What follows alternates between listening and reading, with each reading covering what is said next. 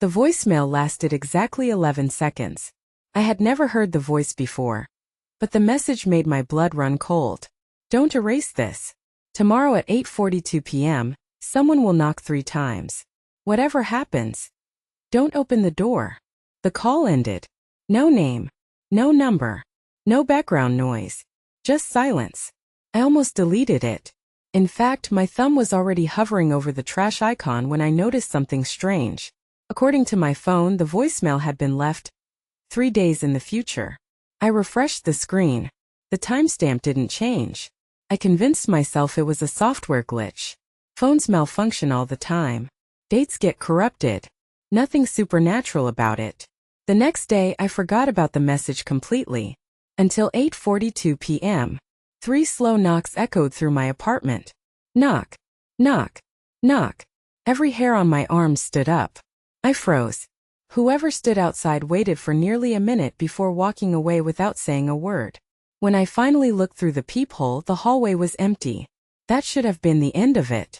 Instead, another voicemail appeared the following morning. Again, it was dated several days ahead. This time the voice sounded more urgent. You listened. Good. Today, don't ride the elevator after work. That afternoon I reached the office lobby with several coworkers. The elevator doors opened. Everyone stepped inside. I remembered the message. Pretending I'd forgotten something upstairs, I stayed behind. 30 seconds later, the building shook. One of the elevator cables had snapped. Nobody survived. News reporters called it a tragic mechanical failure. I called it impossible. From then on, I answered every future voicemail. Some were simple. Take the train instead of driving. Don't drink the coffee in the break room. Leave the grocery store immediately. Every warning prevented something terrible. An armed robbery. A gas explosion.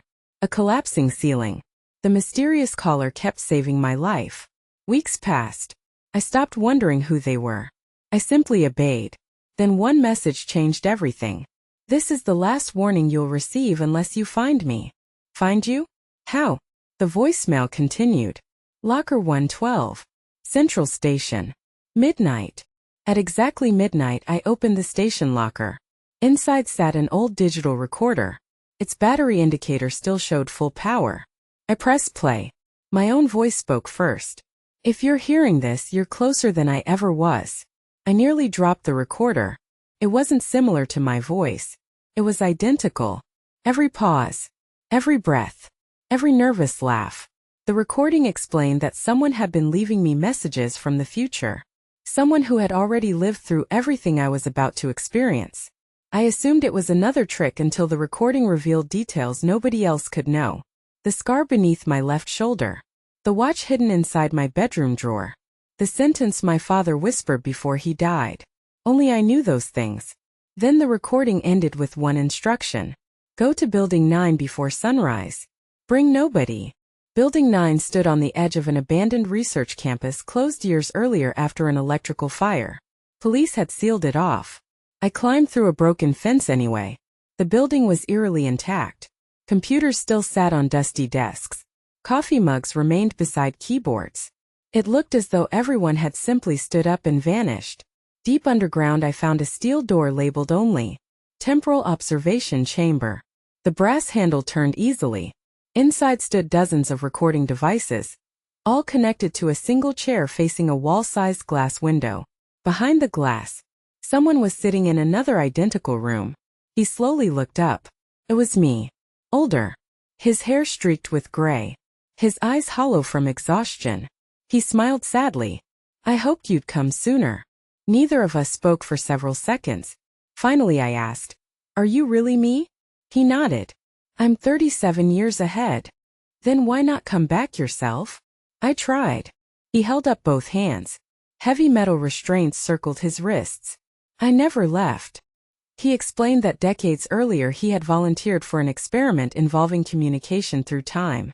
The experiment worked. Almost too well. Messages could travel. People couldn't. The chamber became a prison. Every attempt to escape reset time inside the facility, trapping him while the outside world continued normally. So every voicemail I sent them to save me. At first, his expression darkened. But eventually I realized I wasn't saving you. What do you mean? I was creating myself. He pointed toward an old calendar. Every warning I had followed had led me closer to this building. Avoiding the elevator kept me alive. Missing the robbery kept my confidence intact. Every decision shaped my future until I eventually volunteered for the same experiment. Without the messages, I would never become him. The realization hit me harder than anything else. Every miracle had been a carefully arranged path. I won't do it, I whispered. The older me smiled. I said that too. The room suddenly filled with static. Every recorder switched on simultaneously. Hundreds of versions of my own voice echoed together. Don't break the loop. Don't leave. You must continue. The walls vibrated. The glass between us began cracking. The older me stood for the first time. His expression had completely changed. He wasn't pleading anymore. He looked terrified. You have to leave. What? Now. A deep metallic groan echoed beneath the floor. The chamber lights flickered. The cracks spread rapidly across the glass. I lied, he shouted. I wasn't sending the messages. I stared at him in confusion. Then who was? He slowly looked upward. So it would bring you here. Something enormous moved above the ceiling. Not footsteps. More like thousands of electrical wires dragging across concrete. Every speaker in the room activated at once. The familiar voice from every voicemail calmly said, "Connection complete." The ceiling split open. Dark cables descended like vines, reaching toward both of us. I ran. I didn't look back.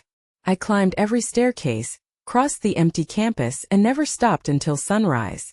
Police searched the abandoned laboratory later that week. According to their report, there was no underground chamber, no observation room, no broken glass, nothing, just empty concrete. For months I convinced myself it had all been stress. Until yesterday. My phone buzzed. A new voicemail had arrived. Its timestamp was dated 9 years in the future. I pressed play. A calm voice whispered, "You're finally ready to hear the truth." It wasn't mine anymore.